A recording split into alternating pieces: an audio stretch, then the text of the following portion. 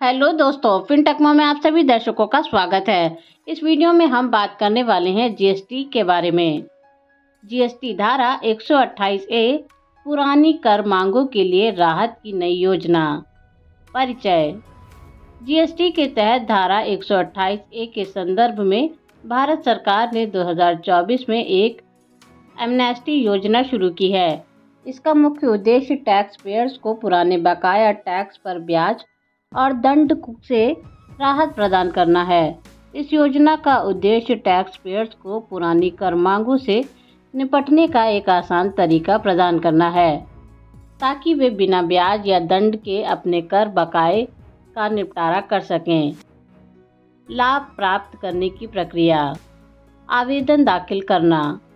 Tax payers को GST SPL 01 या GST SPL 02 form के माध्यम से आवेदन करना होगा, जो उनकी स्थिति के आधार पर भिन्न होगा। इन फॉर्म्स को धारा 128 ए के तहत दी गई सूचनाओं के अनुसार भरा जाना चाहिए। आवेदन की समय सीमा। आवेदन दाखिल करने की अंतिम तिथि उन तारीखों से 3 महीने होती है जब धारा 128 ए के तहत सूचनाएं दी गई थी। उचित अधिकारी को 3 महीने के भीतर आवेदन की समीक्षा करनी होती है। यदि कोई आदेश नहीं जारी होता है तो आवेदन स्वीकृत माना जाएगा। ब्याज और दंड से राहत।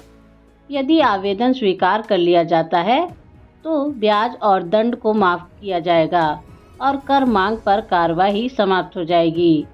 यदि आवेदन अस्वीकृत किया जाता है तो मूल कर मांग जारी रहेगी और टैक्स पेयर्स को इसे चुकाना होगा। आवेदन के लिए महत्वपूर्ण शर्तें। पूर्ण कर भुगतान। टैक्स पेयर्स को यह सुनिश्चित करना होगा कि उन्होंने पूर्ण बकाया टैक्स का भुगतान कर दिया है। अपीलों की वापसी।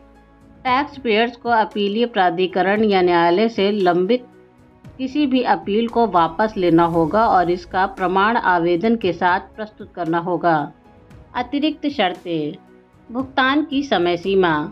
यदि किसी अपीलीय आदेश के अनुसार अतिरिक्त कर का भुगतान करना है तो इसे 3 महीने के भीतर चुकाना होगा, अन्यथा राहत योजना के लाभ समाप्त हो जाएंगे। फॉर्म जीएसटी 128 ए में जानकारी। फॉर्म जीएसटी 128 ए का उद्देश्य जीएसटी के तहत कुछ पुराने कर दायित्वों का समाधान करना है। इस फॉर्म में विभिन्न जानकारी भरने की आवश्यकता होती है। आवेदक का विवरण। नाम, पैन नंबर, जीएसटी नंबर। प्रस्तावित विवरण। संबंधित आदेशों या नोटिसों का विवरण जिनके अंतर्गत आप राहत प्राप्त करना चाहते हैं। जिन करों की बकाया राशि का भुगतान किया जा रहा है उसकी मात्रा। भुगतान का विवरण। वह राशि जो आप निपटाना चाहते हैं। भुगतान की तिथि। प्रमाण पत्र।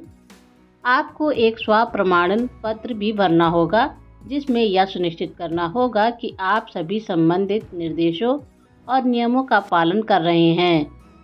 आवेदन तिथि। जिस तिथि को आप फॉर्म जमा कर रहे हैं। निष्कर्ष।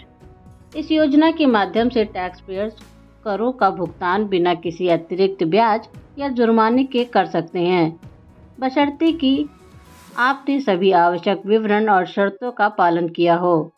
यह योजना विशेष रूप से उन करदाताओं के लिए है जो पुराने बकाया टैक्स से परेशान हैं।